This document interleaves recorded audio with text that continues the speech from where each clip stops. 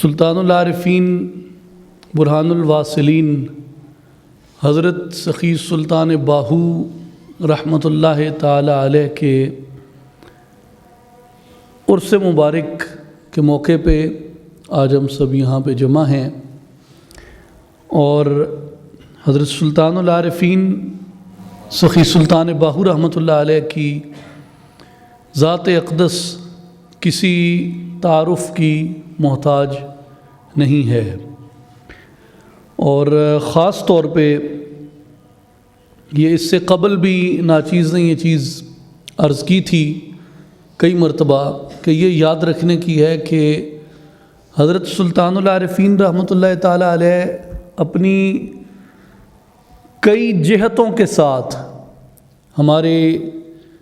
قلب و جاں کا حصہ ہیں، یعنی ان سے ہماری کوئی ایک جہت یا ایک نسبت نہیں ہے۔ اگر آپ بنیادی تعارف آپ کا دیکھیں تو بنیادی تعارف حضرت سلطان العارفین رحمۃ اللہ تعالی علیہ کا یہ ہے کہ آپ پیدائشی ولی ہیں اور ان مبارک ہستیوں میں ہیں کہ جن مبارک ہستیوں کو ان کا حصہ اطاعت، عبادت اور ریاضت کی عمر آنے سے پہلے، حتیٰ کہ تولد دیے جانے، ولادت ہونے سے بھی پہلے ان کو وہ رتبے، وہ مقام اور ان کے ازلی نصیبے عطا کر دیے گئے۔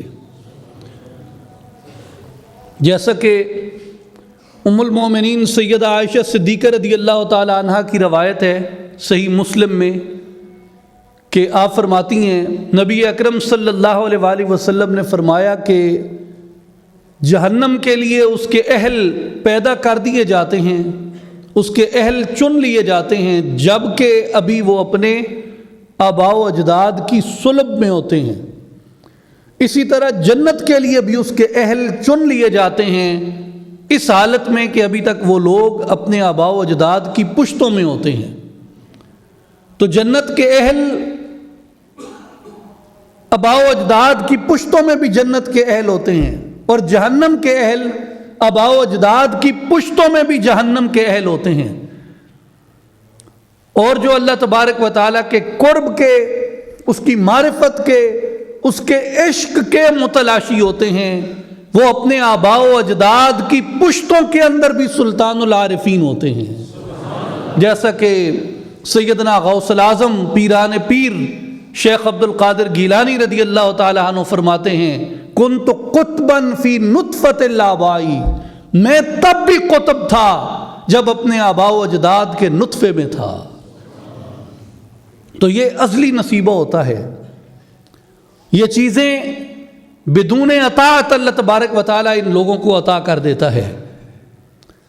بدون مشقت ان لوگوں کو عطا کر دیتا ہے۔ اس لیے حضرت سلطان العارفین رحمۃ اللہ علیہ فرماتے ہیں کہ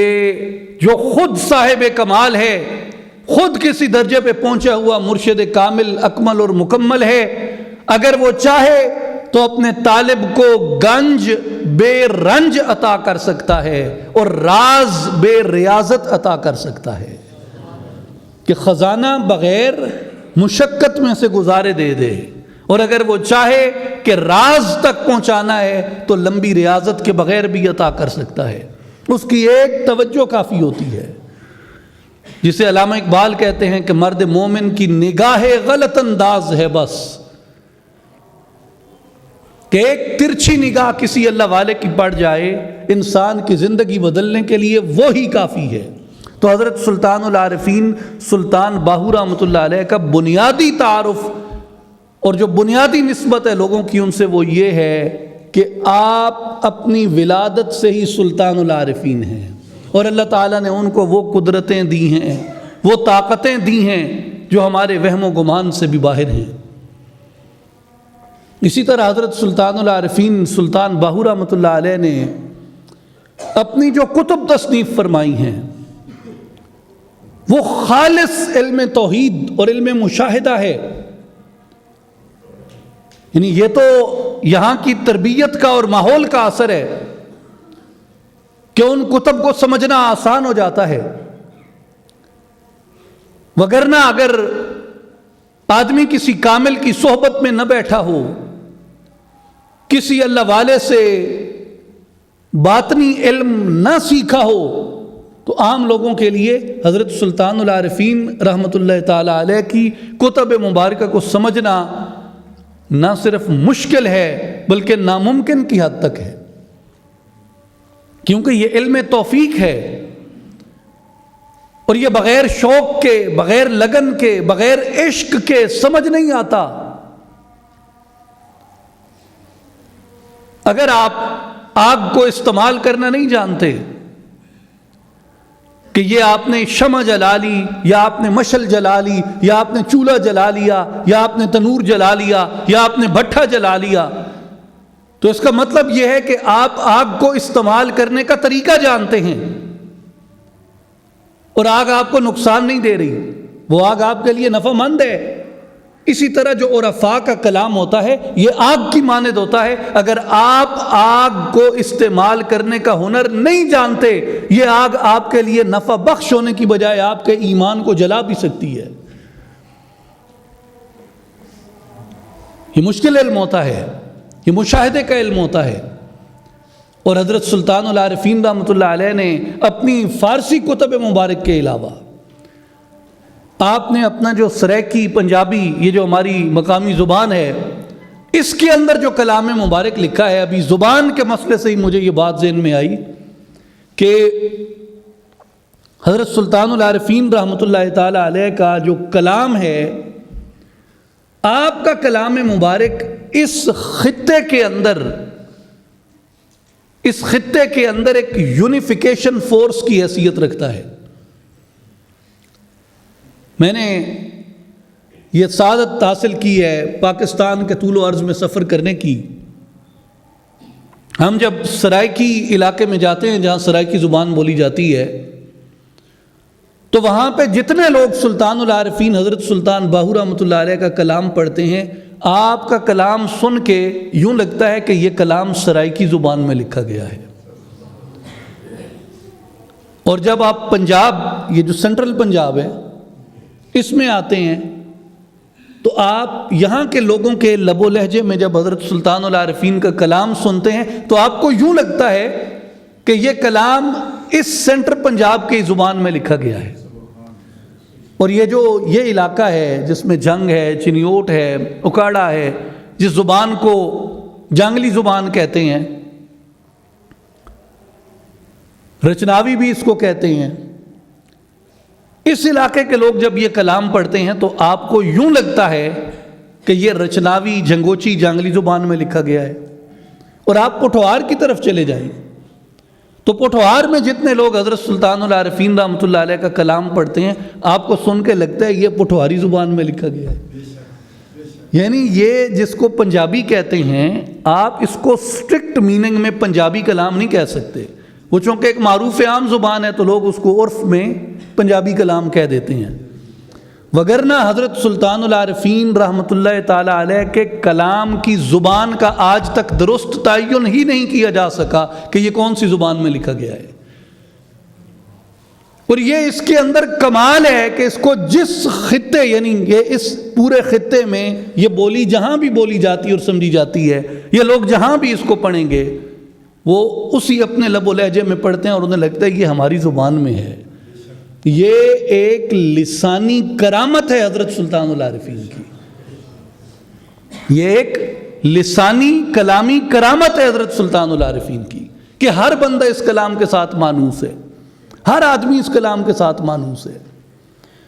اور پھر کمال یہ ہے کہ اس کلام میں کوئی بہت طوالت نہیں ہے،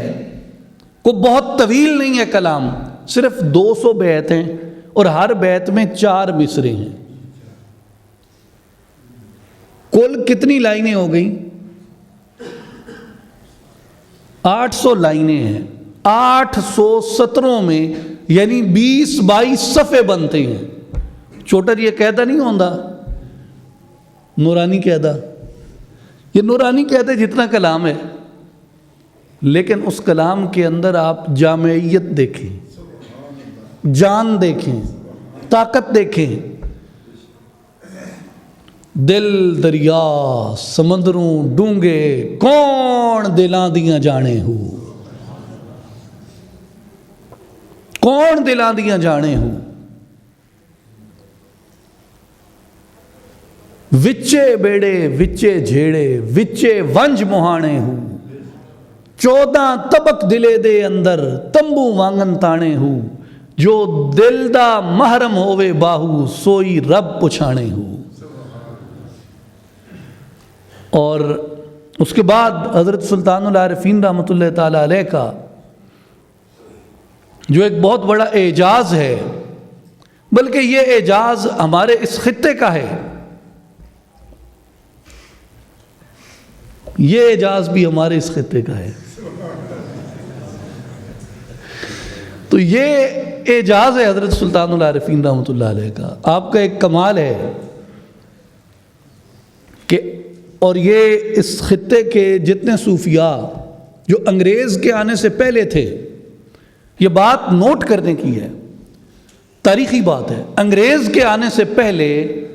اس خطے میں جتنے صوفیاء تھے جن کے بارے میں لوگوں کے، چونکہ اس وقت یہ علم عام تھا، اب آپ چلے جائیں نا ویسٹ میں جہاں پہ فزکس، ریاضی اور یہ میڈیسن، میڈیکل، یہ چیزیں بہت عروج پہ ہیں، تو وہاں جا کے کوئی فیک آدمی چھپ نہیں سکتا، فیک آدمی چھپ نہیں سکتا، جو میتھمیٹیشین نہیں ہے اور دعوے کرتا ہے میتھمیٹیشین ہونے کے، وہ چھپ نہیں سکتا وہاں جا کے۔ کوئی فزسسٹ نہیں ہے اور وہاں جا کے دعوے کرتا ہے فزسسٹ ہونے کے، وہ اس سوسائٹی میں جا کے چھپ نہیں سکتا، کیونکہ وہاں سٹینڈرڈز اتنے ہائی ہیں، لوگ اتنا جانتے ہیں ان چیزوں کو۔ کوئی آدمی اگر میڈیسن کے اندر یا میڈیکل کے اندر مہارت نہیں رکھتا اور ایویں ادھر ادھر کے ٹوٹکے پکڑ کے باتیں مار رہا ہے، وہ کبھی اس معاشرے کے اندر وہ نوبل لاریئر نہیں ہو سکتا، وہ کوئی بڑا ایوارڈ نہیں لے سکتا۔ اس کی وجہ یہ ہے کہ اس سوسائٹی کے اندر یہ علوم، بنیادی علوم کے طور پہ، روزمرہ کی پریکٹس کے طور پہ بہت ویل اسٹیبلشڈ ہیں، بڑے بڑے لوگ بیٹھے ہیں اس پہ۔ اسی طرح وہ خطہ جس کے اندر آپ اندازہ لگائیں کہ پاک و ہند کے اندر، عراق کے اندر، شام کے اندر، افغانستان میں، سنٹرل ایشیا میں، ماوراء النہر میں، اناطولیہ کے اندر، المغرب، مراکش کے اندر، پوری دنیا اسلام کے اندر تصوف جو تھا یہ بہت ایک ویل اسٹیبلشڈ فیکٹ تھا، اور بڑے بڑے اس کے اندر شخصیات اور بڑی بڑی اعلیٰ نفوس قدسیہ موجود تھے۔ تو یہاں پہ کسی فیک آدمی کا بطور ایک عارف کامل کے معروف ہو جانا ممکن ہی نہ تھا۔ اور یہ بڑی سادہ بات ہے کہ وہ علم جو کہیں بہت زیادہ اسٹیبلشڈ ہوتا ہے، اس علم کے لوگ جو ہیں وہ بہت جلدی اصل اور نقل میں پہچانے جاتے ہیں اپنے معاشرے کے اندر۔ تو یہ ممکن ہی نہیں تھا کہ کوئی فیک آدمی صوفی کے نام پہ معروف ہو جائے۔ کتابیں لکھتے تھے لوگ، نام اپنا وہ ڈرامہ بازی کر کے کر لیتے تھے، لیکن بہت جلدی ایکسپوز ہو جاتے تھے۔ لیکن یہ صوفیاء کرام جیسے سیدنا داتا علی حجویری رضی اللہ تعالیٰ عنہ، حضرت خواجہ معین الدین اجمیری رحمۃ اللہ تعالیٰ علیہ، حضرت میاں میر رحمۃ اللہ تعالیٰ علیہ، حضرت غوث بہاء الحق ذکریہ ملتانی رحمۃ اللہ تعالیٰ علیہ، حضرت عثمان المروندی لال شوباز قلندر رحمۃ اللہ تعالیٰ علیہ، اور سلطان العارفین حضرت سخی سلطان باہو رحمۃ اللہ تعالیٰ علیہ، اور حضرت رحمان بابا رحمۃ اللہ علیہ، حضرت پیر بابا رحمۃ اللہ تعالیٰ علیہ، یہ جتنے لوگ تھے یہ اس زمانے کے اندر یہاں پہ آ کے اسٹیبلش ہوئے جس زمانے میں یہ علم یہاں پہ جامع لوگوں کے درمیان پریکٹس ہوتا تھا اور کوئی فیک آدمی داخل نہیں ہو سکتا تھا۔ اس وقت ان لوگوں کی جو مقبولیت تھی وہ اکراس دا بورڈ تھی، اور اکراس دا بورڈ کا مطلب یہ ہے کہ ہر طبقہ فکر کے اندر تھی۔ یعنی آج یہ بات میں یہاں پہ کر رہا ہوں، حیرت ہوگی آج کے لوگوں کو جو 1980 کی دہائی کے بعد جو لوگ آئے ہیں ان کے لیے حیرت ہوگی یہ بات۔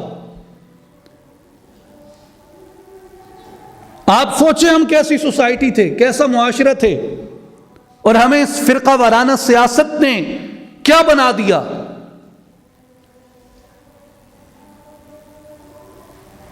1980 کی دہائی کے پہلے کے لوگ شاید یہ بات جانتے ہوں گے، لیکن 80 کی دہائی کے بعد پرورش پانے والی جنریشن یہ نہیں جانتی کہ ہر ایک کو پتا تھا۔ حضرت سلطان العارفین نے اپنی کتابوں میں لکھا ہے کہ میں امام اعظم سیدنا امام ابو حنیفہ رحمۃ اللہ تعالی علیہ کی فقہ کا پیرو ہوں، حنفی میرا فقہی مذہب ہے، سنی میرا عقیدہ ہے، قادری میری طریقت ہے، ہر ایک کو پتا تھا۔ اور یہ جو خطہ ہے، اس خطے کے اندر اہل السنہ بھی تھے اور اہل التشیع بھی تھے۔ تمام اہل التشیع کو پتا تھا کہ حضرت سلطان العارفین سلطان باہو رحمۃ اللہ تعالی علیہ آپ سنی المذہب ہیں، سنی المشرب ہیں، قادری طریقت ہے، غوث الاعظم عبد القادر گیلانی کی طریقت سے تعلق رکھتے ہیں، لیکن اس کے باوجود آپ کے در اقدس پہ تربیت کے لیے بھی، فاتحہ کے لیے بھی، دعا کے لیے بھی، منت کے لیے بھی جس قدر سنی آتے تھے اسی قدر شیعہ بھی آتے تھے، وہ ابھی بھی آتے ہیں۔ حیرت ہوگی ہے لوگوں کو جان کے اور یہ سن کے کہ دیگر مسالک، یعنی ہمارا جو منہج ہے، جو پاک و ہند میں اختلاف ہوا علماء کا، اس میں حضرت سلطان العارفین سلطان باہو رحمۃ اللہ علیہ کے خانوادے کا جو منہج تھا وہ تھا جو محدث بریلی امام اہل السنہ الشاہ امام احمد رضا خان قادری برکاتی رحمۃ اللہ تعالی علیہ کا منہج تھا۔ تو جو پاک و ہند میں اختلاف ہوا، ہمارے خانوادے نے مولانا امام احمد رضا خان رحمۃ اللہ تعالی علیہ کے مسلک کو اختیار کیا، جس کو بریلوی کہتے ہیں، حالانکہ وہ سنی العقیدہ ہے، اور میری نظر میں یہ ایک سمندر کو ندی بنانے والی بات ہے کہ آپ اپنے آپ کو بریلوی کہیں۔ اہل السنہ سنی سمندر ہے، پوری دنیا کے اندر یہ مسلک ہے جو امام احمد رضا خان کا مسلک تھا، لیکن اس کے باوجود تمام مسالک کی، بالخصوص میں یہ ذکر کرنا چاہتا ہوں کہ حضرت سلطان العارفین رحمۃ اللہ تعالی علیہ کیسے اس خطے میں وحدت اور اتحاد کی علامتیں، بڑے بڑے علماء دیوبند حضرت سلطان العارفین رحمۃ اللہ تعالی علیہ کے در اقدس پہ آتے اور حاضری دیتے، ابھی بھی آتے ہیں۔ اب چونکہ سینکڑوں لوگ بیٹھے ہوتے ہیں جو سلسلے میں شامل ہوتے ہیں، ارادت میں داخل ہوتے ہیں، تربیت میں آتے ہیں، ان میں کئی نوجوان مجھے آ کے بتاتے ہیں جی میں فلاں مسلک سے، فرض کیے جی میں دیوبند مسلک سے تعلق رکھتا ہوں، لیکن کیا میں آپ کی تربیت میں رہ سکتا ہوں؟ کہ بھائی ہم نے کب دروازے بند کیے ہیں؟ بسم اللہ آئیے۔ مجھے کئی مقتدر اہل حدیث علماء نے بتایا کہ ہمارے اساتذہ اپنے خطبوں کا جمعوں میں آغاز حضرت سلطان العارفین رحمۃ اللہ تعالی علیہ کے اس کلام سے کرتے تھے، یقین دانم دری عالم کے لا معبود الا ہو ولا موجود فی الکونین ولا مقصود الا ہو،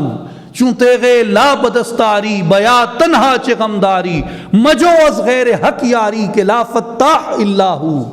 بلالا لا ہما لا کن بگو اللہ واللہ جو نظر خود سوئے وحدت کن کہ لا فتاح الا ہو۔ یہ وہ مجھے بتاتے ہیں کہ ہمارے اساتذہ میں حضرت سلطان العارفین رحمۃ اللہ علیہ کی یہ نظم عام پڑھی جاتی تھی۔ تو اس لیے اس خطے میں لنگوسٹکلی، لسانی طور پہ بھی حضرت سلطان العارفین رحمۃ اللہ تعالی علیہ کی ذات اقدس وحدت کا اور اتحاد کا مرکز ہے، اور بین المسالک طور پہ بھی حضرت سلطان العارفین سلطان باہو رحمۃ اللہ تعالی علیہ کی جو ذات گرامی ہے وہ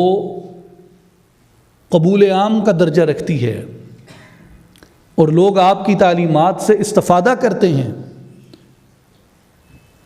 جس طرح شوافع اور حنابلہ میں اور سخت گیر جو سلفی روایت ہے اس کے اندر بھی حضرت سیدنا شیخ عبد القادر جیلانی رحمۃ اللہ تعالی علیہ کا بے حد احترام کیا جاتا ہے، بے حد احترام کیا جاتا ہے۔ یعنی بڑے ہارڈ کور سلفی علماء بھی جو عام طور پہ تصوف کو، یہ ان چیزوں کو نہیں مانتے، فتوح الغیب پڑھ کے، الفتح الربانی پڑھ کے کوٹ کرتے ہیں ان کے علماء کرام. میں نے کئی خطبے سنے ہیں سعودی عرب کے کئی شیوخ کے، اس میں وہ ریفر کرتے ہیں آپ کو قال شیخ عبد القادر کہہ کے آپ کی عبارات کو پیش کرتے ہیں. آپ استاد تھے بڑے بڑے حنبلی علماء کے، جن کی آج کی جدید سلفی تحریک میں بڑی عزت اور احترام ہے. مثال کے طور پہ امام ابن قیم ہیں، امام جوزی ہیں، شیخ ابن تیمیہ ہیں، شیخ ابن کثیر ہیں، امام ذہبی ہیں، حافظ ابن حجر اسقلانی ہیں. یہ سب کے سب چونکہ حضرت شیخ عبد القادر جیلانی کے معتقد تھے،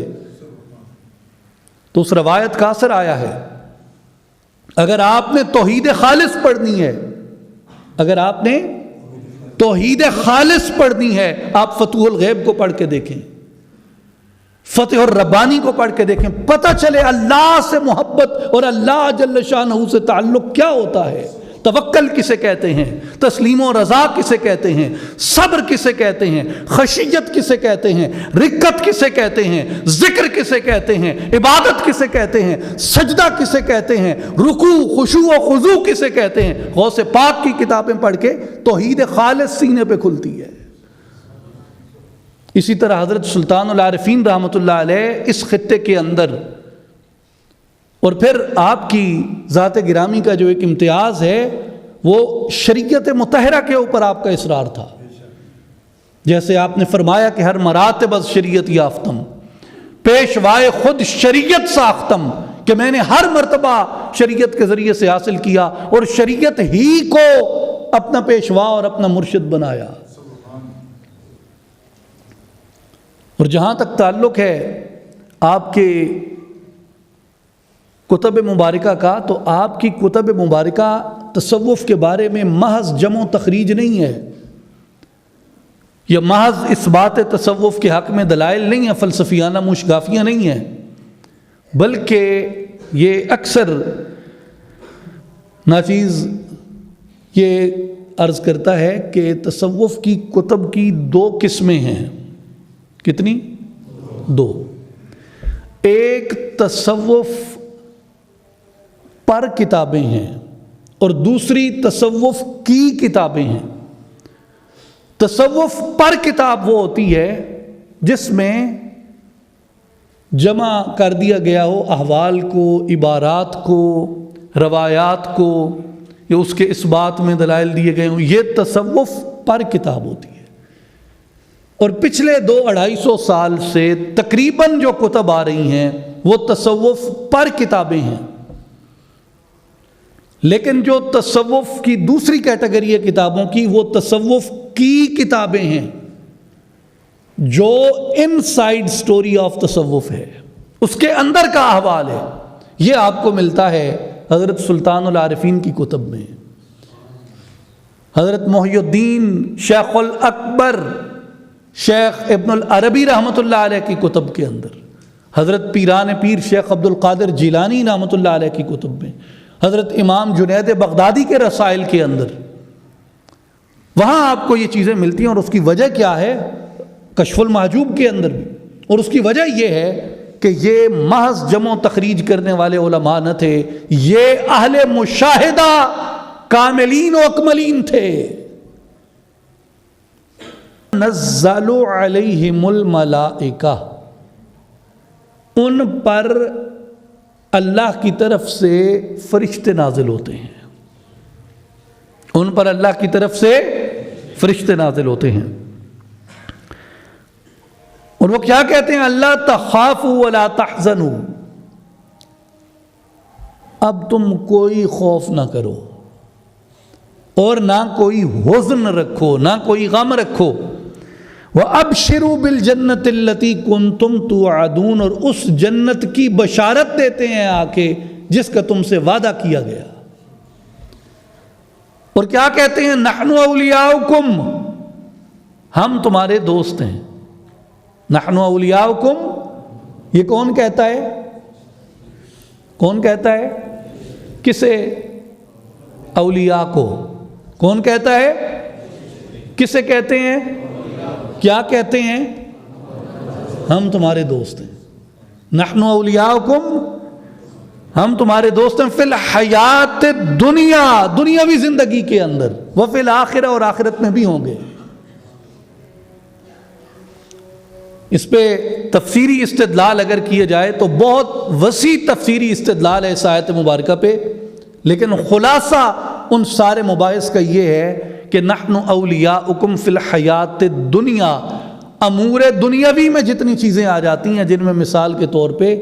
اگر وہ کہیں جنگ پہ جاتے ہیں اللہ کی راہ میں جہاد کرنے، تو وہ فرشتے اللہ کی طرف سے ان کے مددگار اور حامی بن کے چلتے ہیں، اور اگر یہ لوگ کسی مشکل میں پھنس جاتے ہیں تو بھی وہ فرشتے اللہ کی طرف سے ان کی رہنمائی کرتے ہیں، جس کو تصوف کی زبان میں الہام کہتے ہیں۔ تصوف کی زبان میں الہام کہتے ہیں، یعنی یہ ملائکہ ان صوفیاء کرام کو، ان اولیاء اللہ کو، کون؟ ان الذین قالوا ربنا اللہ ثم استقاموا، جنہوں نے کہا ہمارا رب اللہ ہے اور استقامت کے ساتھ اس پہ کھڑے ہو گئے، یہ ان کو الہام کرتے ہیں، جس کو صوفیانہ زبان میں کشف بھی کہتے ہیں۔ تو یہ جو کتب مبارکہ ہوتی ہیں، جیسے حضرت سلطان العارفین کی کتب ہیں، یہ قرآن مجید کی اس آیت مبارکہ سے یہ پتہ چلتا ہے کہ ان کا ذریعہ علم انتہائی معتبر، انتہائی مستند اور انتہائی قابل اعتبار ہے۔ اور ایمان کی شرائط کیا ہیں؟ اللہ پہ ایمان لانا، یوم آخرت پہ ایمان لانا، انبیاء اور رسولوں پہ ایمان لانا، کتابوں پہ ایمان لانا، اور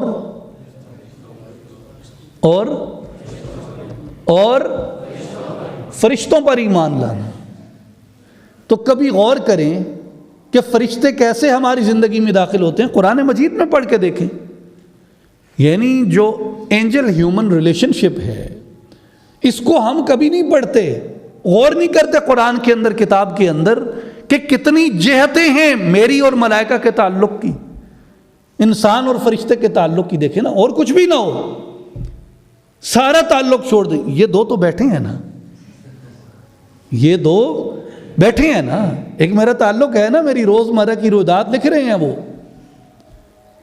اور جب میں مسجد کی طرف چل کے آتا ہوں، جب آپ مسجد کی طرف چل کے آئے ہیں، کیا آپ کو معلوم ہے کہ کوئی آپ کے اوپر سلامی پڑھ رہا تھا؟ یہ طلباء بیٹھے ہیں مدرسے کے، آپ جب گھر سے آتے ہیں یہاں پہ، اور یہاں سے آپ اپنے کمرے میں، کمرے سے کلاس روم تک، کلاس روم سے مسجد تک، مسجد سے میدان تک جاتے ہیں، کیا آپ کو اپنے نبی کا فرمان نہیں پتا کہ اللہ کے فرشتے آپ کی حفاظت کرتے ہیں؟ میری جان، صرف غور کرنے کی بات ہے، صرف غور کرنے کی بات ہے۔ آپ حج پہ جاتے ہیں، اچھا اب ہمیں نہیں پتا، لیکن وہ ہمارے اندر ہوتے ہیں۔ یہ تو کتنے ہزار ملائکہ بیت اللہ میں اترتے ہیں، کتنے ہزار ملائکہ مسجد نبوی میں اترتے ہیں، اور جو لوگ جاتے ہیں، اور یہ بھی حدیث مبارکہ سرکار نے فرمایا کہ کوئی عمرہ کرنے یا حج کرنے جائے اور جاتے ہوئے یا آتے ہوئے فوت ہو جائے، تو اللہ تبارک و تعالی حج اور عمرے کے راستے میں فوت ہونے والے کا درجہ شہیدوں میں لکھتا ہے، اور اس کی جگہ ایک فرشتہ مقرر کر دیا جاتا ہے جو قیامت تک بیت اللہ کا طواف کرتا رہتا ہے۔